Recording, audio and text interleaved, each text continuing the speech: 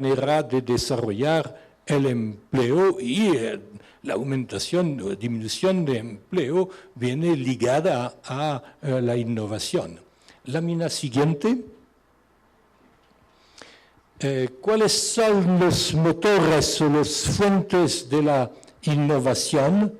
Pues es un tema difícil que no viene bien conocido, es difícil a cuantificar. La innovación no es algo que se puede medir fácilmente. Es una cuestión de clima, una cuestión de ambiente. Conocemos algunos de los componentes, de los ingredientes del clima. Uno seguramente es la diversidad. Las ciudades monoempresas o monosector generalmente no hacen muy bien.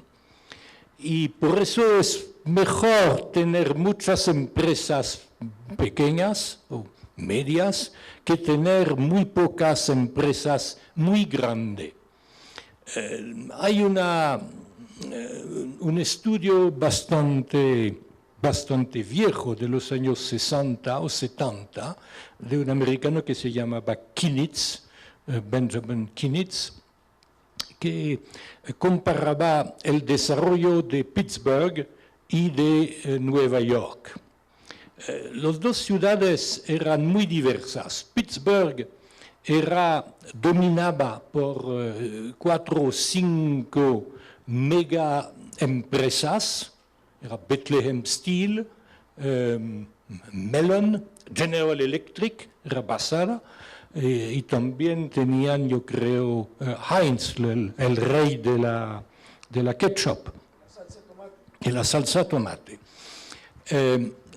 Y la mayoría de los trabajadores venían empleados en esas grandes empresas de 50.000 trabajadores cada uno.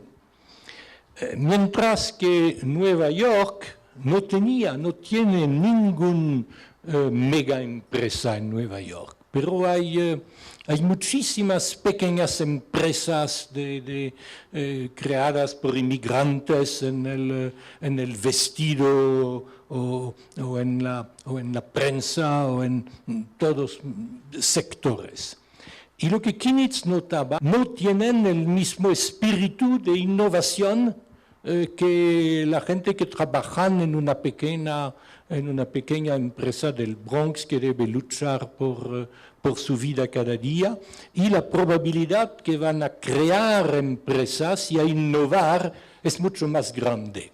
Y 20 años después podemos ver que Kinitz, 20, 30 o 40 años después, se puede ver que Kinitz tenía razón y que la economía de Pittsburgh ha declinado mucho, mientras que económicamente Nueva York sigue innovando y desarrollándose. Otro componente bastante serio es la existencia de grandes universidades y centros de investigación. En los Estados Unidos es muy claro que todas las innovaciones del Silicon Valley fueron creadas como una consecuencia de la proximidad de Stanford y de Berkeley. No hay ninguna política de innovación organizada por las autoridades de Silicon Valley, que no existen de todas maneras, pero la proximidad de universidades de un nivel bastante alto y universidades omnidisciplinarias, no universidades que son escuelas de negocio o escuelas de derecho, pero universidades en las cuales se estudia todo, desde la historia greca hasta la física cuántica, es lo que abre la mente y que facilita la innovación y los innovadoras. Ahora hablamos de innovación, quizá sería más inteligente hablar de innovadoras. El problema es de producir personas que van a innovar. La existencia de capital riesgo también es importante porque las innovaciones se traducen en, no quedan teóricas, pero que se traducen en creaciones de empresas nuevas que se desarrollan. Claro que un mercado laboral efectivo es muy importante porque esas empresas que tienen una nueva idea pueden desarrollarse.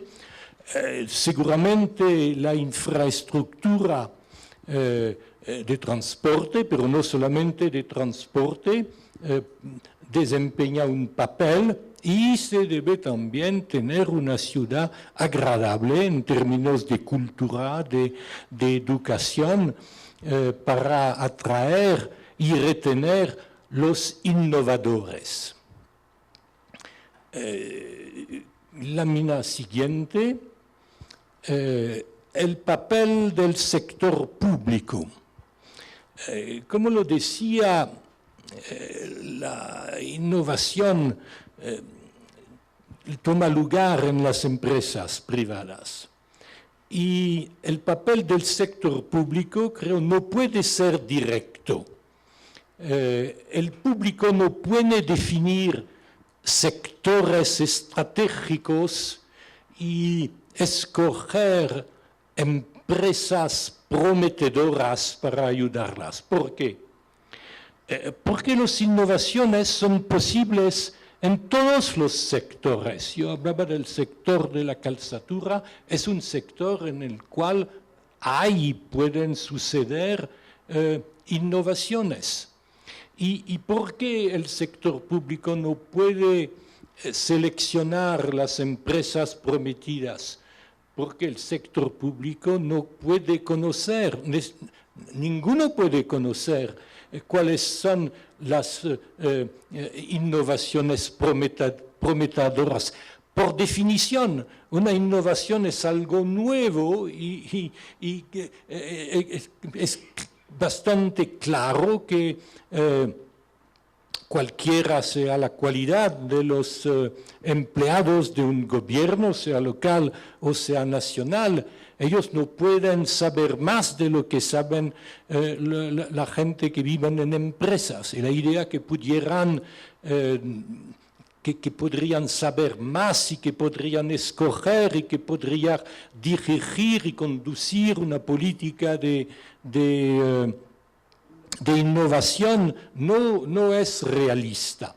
Pero eso no significa que el sector público no debe ser nada.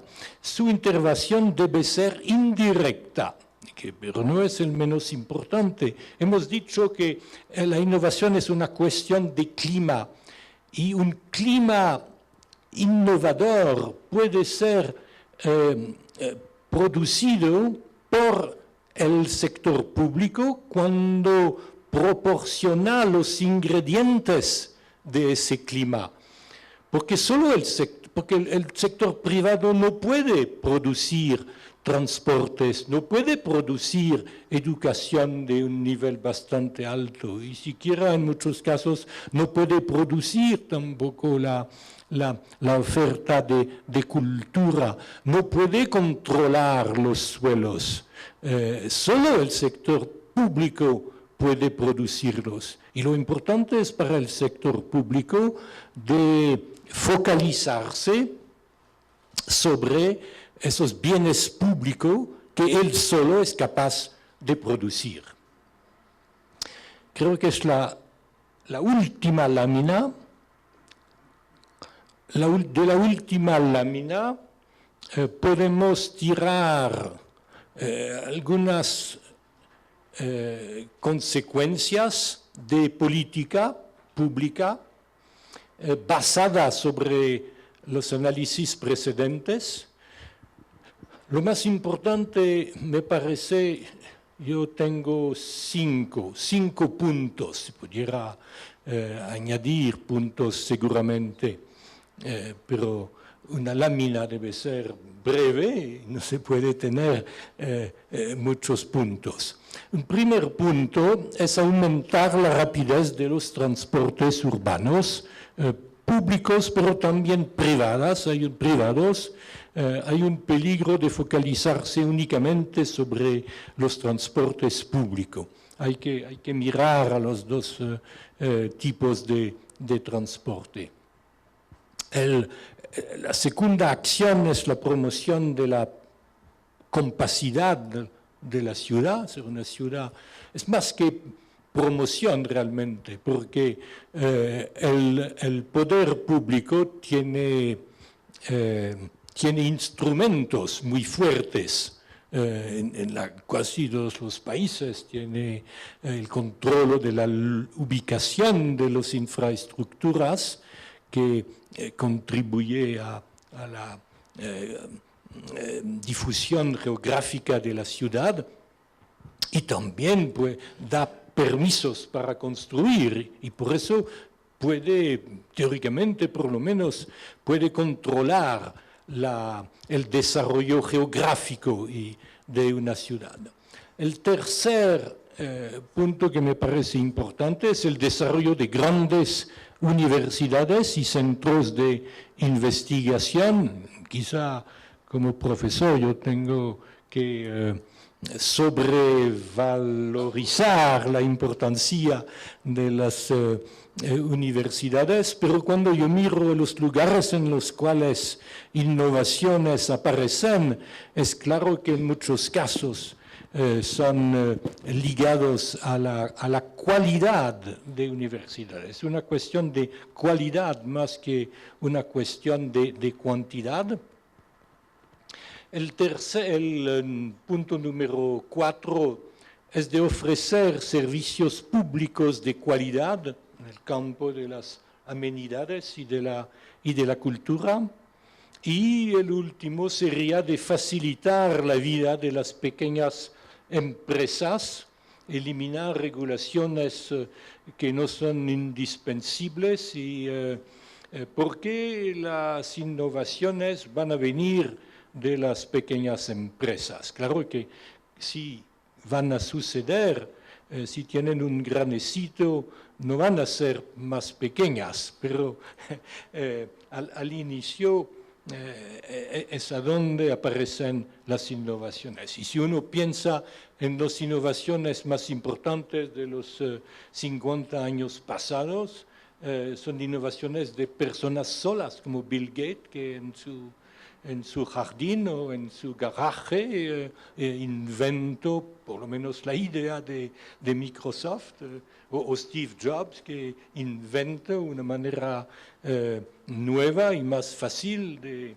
eran personas solas, eran realmente muy pequeñas empresas y IBM, que al mismo tiempo existía, IBM, que era un gigante, no ha sido capaz de innovar tanto. Pues eso es el fin de la presentación. Muchas gracias por escuchar mi español terrible y mi acento.